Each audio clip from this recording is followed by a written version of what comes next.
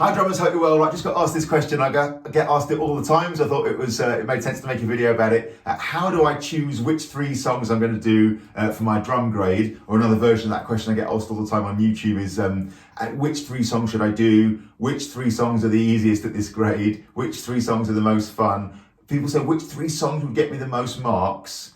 And various versions of that question. My answer is almost always the same, and that is that if you possibly can, my best advice would be learn all the songs from the grade level that you're at. And this really for me just boils down to absolute basics, like so many things do. Why are you doing this? Why are you learning the grades? Well, presumably, or certainly for me and for most people, I think the answer is because I want to get better at playing the drums, to improve my drumming. That's what we're doing here. And remember, I know I always say this, but the music industry, you don't go for a job as a drummer and you go for an interview and they say, all right, well, have you got your certificate? Have you done your grade 4? And you go, yeah, great. They check the certificate, and like the music, trust me, it doesn't work like that, right? You learn to play and you play well and you get a reputation for playing well and for doing a good job. There's a few other things involved in that as well. Like you get on well with people, you work well with people. You have a can-do attitude, you've got great gear, you sound good, all things like that. But basically, can you play is definitely in the mix, probably the most important thing, certainly up there. So that's what this whole thing is. You're doing grades because you want to get better. So the number one way, in my opinion, to improve your drumming is to expose your musical brain and your hands and your feet that learn this stuff to as many different possibilities as you can, and you'll just grow from that. You'll get better, more material, more variety to be inspired by. And remember, I always say this to all my students, I'm a huge fan of this, I do this when I learn the grade pieces. Any little thing, right, in a grade piece that you learn, or either, one moment, one drum fill or groove, take it out, play with it, jam with it, like do your own thing with it. Learning the part for a song or a piece in the grade is just the beginning as far as I'm concerned. It's a very cool skill to develop. And I think people often mistake the grade things like that's the only thing that you do with it. That's the point of it, is you learn to play songs for note. Well, that's nice. That's a great start. But then it's inspiration, man. You're just putting in quality input, or quality information is coming in that you then work with. And here's something else I say all the time as well. Just like in real life, I always feel like if you want to be somebody interesting, then, well, the most interesting people I know, what they do is they do loads of interesting things. They have a quality load of information coming in, right? So they read, they travel, they do sport, they play a musical instrument, they learn different languages, like whatever. Like it could be anything under the sun, but the point is they take an interest in a load of stuff. They expose their brain to as many interesting things as possible. And then when it's time for them to say something, to have a conversation, they've got ammunition, they've got all this amazing stuff. You could just quote a subject and they'll know stuff about it because they've read about it, they've been to their place, or they've played that instrument, or they just, whatever the thing is. So it's all about that. And the grades are so nicely put together, whether you're doing rock and pop for Trinity, regular Trinity syllabus, rock school, they're all great grades. And each song has got some great value in it. Each piece has got something really cool in it, some great value that you can take and work with.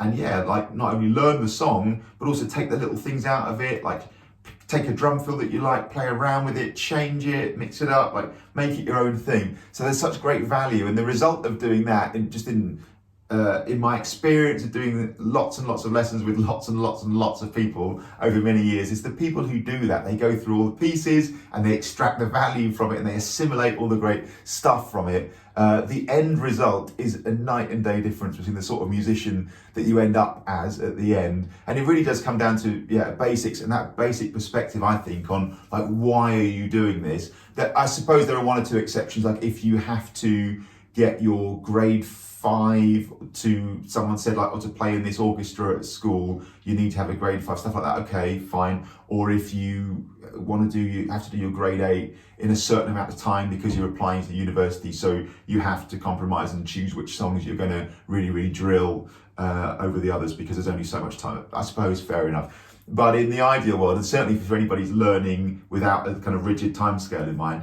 absolutely, my advice is play and learn every single one of the songs. And not only do that, but have a play around with them, noodle around with them, take the moments that you like, explore them, experiment with them.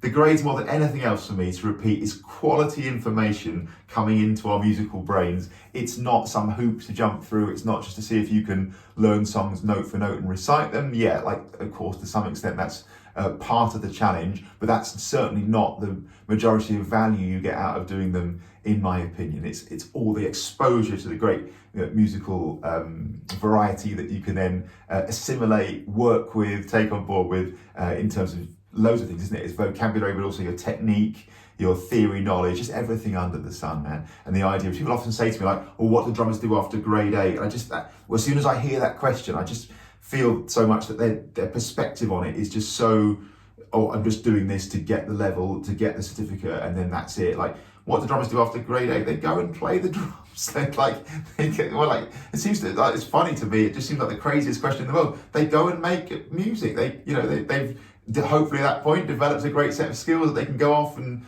play and work with other musicians and make music and create and do a load of things that are going to enrich their life using that musical skill. That's what drummers do after grade 8. So that's my perspective on it.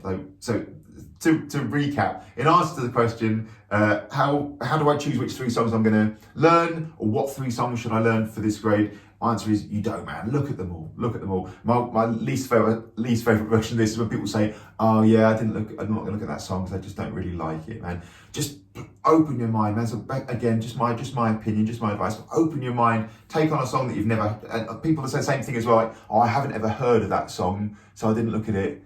You haven't heard of it? Oh, come on, man. Like, seriously. Like, your favourite song in the world, you hadn't heard of it before you'd heard of it. Do you know what I mean? So just please expose yourself to all these things, give it a go, and just in my experience, working with hundreds, thousands of drummers at this point, is that the end result will be the best possible musician, man, the best possible drummer. And I really am assuming that that's what you're doing here, is trying to get as good at playing the drums and being a musician as possible. So that would be my advice. Take a look at everything. Now, of course, when you get to later grades, it might well be that just time-wise, whatever, you don't have time to, especially like grade 7 or grade 8, you might not have time to refine and really drill and practice and, chisel out of stone the perfect performance for every single one of the tunes. But you still have a look, man. You still get into the tune, you still play around with it. You might not polish it up to that like absolute exam performance that you would with the 3 that you choose, but you certainly get into them and extract the value, the musical value from them in the way that I was just describing. So good question. That's my answer. I hope that makes a bit of sense. Thanks for watching as always. Really appreciate it. And see you soon. Cheers.